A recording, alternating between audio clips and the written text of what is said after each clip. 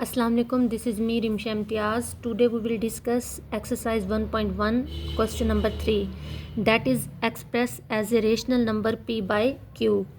हमें recurring decimal numbers given होंगे, हमने उसे p बटे q की फॉर्म में लिखना होगा.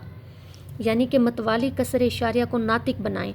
मतवाली कसर इशारिया वो हमारे पास रकमें होती हैं जिसके अंदर पैटर्न हमारे पास रिपीट होता है, नॉन टर्मिनेटिंग होती हैं और रैकरिंग होती हैं. मतलब आंसर का हमारे आंसर में डेसिमल पॉइंट के बाद हमारे पास फिनाइट नंबर ऑफ डिजिट्स नहीं होते और पैटर्न हमारे पास रिपीट हो रहा होता है. हमने अब इस तरह की रकमों को rational number p by q की फॉर्म में लिखना है. अब हम क्वेश्चन की तरफ आते हैं. क्वेश्चन नंबर 3 का पार्ट 1 है 0.4 बार को हमने एक्सप्रेस करना है rational number p by q की फॉर्म में. इसमें हम क्या करते हैं, हम इस तरह के क्वेश्चंस में दो इक्वेशंस बनाते हैं, उनको सॉल्व करते हैं तो हमारे पास p बटे q की फॉर्म में आंसर आता है.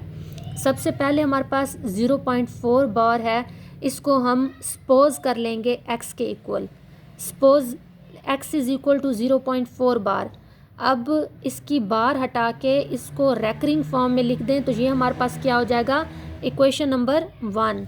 यानी कि 0.444 अप टू सो ऑन, ये हमारे पास है इक्वेशन नंबर 1.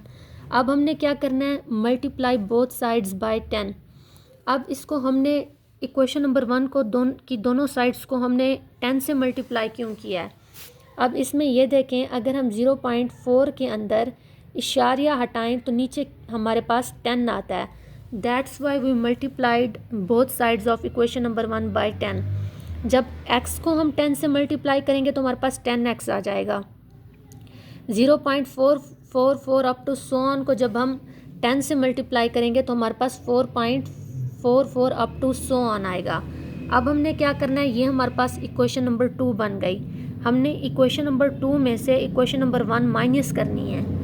अब जब हमारे पास दो इक्वेशंस हों और उनके अंदर कोई ना कोई अमल हो रहा हो, लाइक प्लस का या नेगेटिव का, तो उसको हम इस तरह से करते हैं कि इक्वल की एक साइड वाली रकमों को आपस में माइनस करेंगे, इक्वल की दूसरी साइड वाली रकमों को आपस में माइनस करेंगे. अब इक्वेशन नंबर 2 में से हमने इक्वेशन नंबर 1 माइनस करनी है तो इक्वेशन नंबर 2 की इस साइड पे हमारे पास 10x है तो हम 10x माइनस x करेंगे इज इक्वल टू दरमियान में. फिर इक्वेशन नंबर 2 की 4.444 ये वाली साइड, इसमें से इक्वेशन नंबर 1 की ये साइड हम माइनस करेंगे, ये इसको इसमें से माइनस करेंगे. ये हमारे पास हो जाएगा 4.444 माइनस 0.444. इनको आपस में माइनस करें तो हमारे पास आंसर आता है 4. 10x minus x is equal to 9x. अब 9x के साथ मल्टीप्लाई हो रहा है. अब ये दूसरी साइड पे जब जाएगा तो हमारे पास डिवाइड होगा. अलजब्रा का रूल है कि इक्वेशन की एक साइड पे अगर एक वैल्यू मल्टीप्लाई हो रही हो तो वो दूसरी साइड पे हमारे पास डिवाइड होती है. तो x is equal to 4/9. It is in the form of p by q, that is rational number. इस तरह से हमने एक non terminating recurring decimal number को रेशनल नंबर p बटे q की फॉर्म में एक्सप्रेस किया है. अब हम इसके दूसरे पार्ट को देखते हैं. इसका दूसरा पार्ट हमारे पास है 0.37 बार. अब इसमें 37 के ऊपर हमारे पास बार है.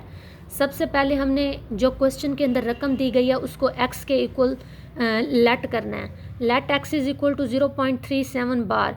बार हटाएंगे तो हमारे पास आएगा 0.373737 अप टू सो ऑन. इसके आगे डॉट डॉट लगाएंगे अप टू सो ऑन, क्योंकि बार का मतलब होता है कि पैटर्न हमारे पास रिपीट हो रहा है. Non terminating and recurring behaviour को बार शो करता है.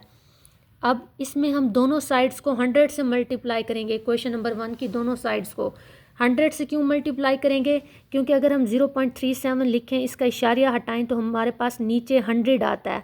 That's why we multiplied equation number 1 on both sides by 100. X को 100 से मल्टीप्लाई करेंगे तो ये हमारे पास 100x हो जाएगा. इस साइड को हम 100 से मल्टीप्लाई करेंगे तो ये हमारे पास 37.3737 अप टू सो ऑन इस तरह से हो जाएगा. अब हमने क्या करना है, इक्वेशन नंबर 2 में से इक्वेशन नंबर 1 माइनस करनी है. उसी तरह से लेफ़्ट हैंड साइड में से लेफ़्ट हैंड साइड माइनस करवाएं और राइट हैंड साइड में से राइट हैंड साइड माइनस करवाएं. 100x minus x is equal to 99x. 37.3737 minus 0.3737 is equal to 37। अब इसमें 99x के साथ मल्टीप्लाई हो रहा है, दूसरी साइड पे जाके हमारे पास क्या हो जाएगा, डिवाइड हो जाएगा। x is equal to 37/99। It is in the form of p/q। In this way we have changed the non-terminating recurring decimal number into p/q form। अब हम लास्ट पार्ट देखेंगे इस क्वेश्चन का, दैट इज़ 0.21 बार। उसी तरह से इन तीनों पार्ट्स को सॉल्व करने का हमारे पास पैटर्न सेम है। हमने सबसे पहले दो इक्वेशंस बनानी है, उनको आपस में माइनस करना है और कैलकुलेशन करनी है, उसके बाद आंसर हमारे पास p/q की फॉर्म में आ जाएगा। इसमें भी हमारे पास हमने सबसे पहले सपोज किया इसको x के इक्वल, उसके बाद बार हटाएंगे और इसको non terminating recurring decimal number के तौर पर लिखेंगे। ये इसके एंड पे हमारे पास अप टू सो ऑन आएगा। अब इक्वेशन नंबर 1 बनाने के बाद हमने इक्वेशन नंबर 1 की दोनों साइड्स को 100 से मल्टीप्लाई करना है।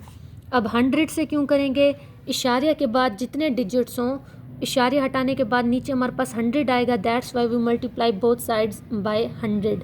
x को 100 से मल्टीप्लाई करें 100x, इसको 100 से मल्टीप्लाई करें 21.2121। अब ये हमारे पास इक्वेशन नंबर 2 बन गई।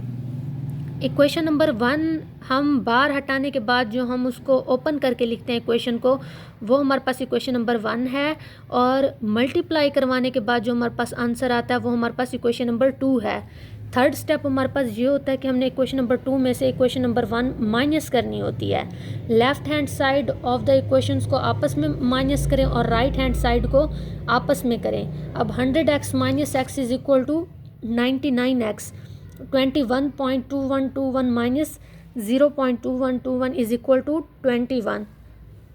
अब ये 99x के साथ मल्टीप्लाई हो रहा है, ये दूसरी साइड पे जाके हमारे पास डिवाइड होगा 21/99।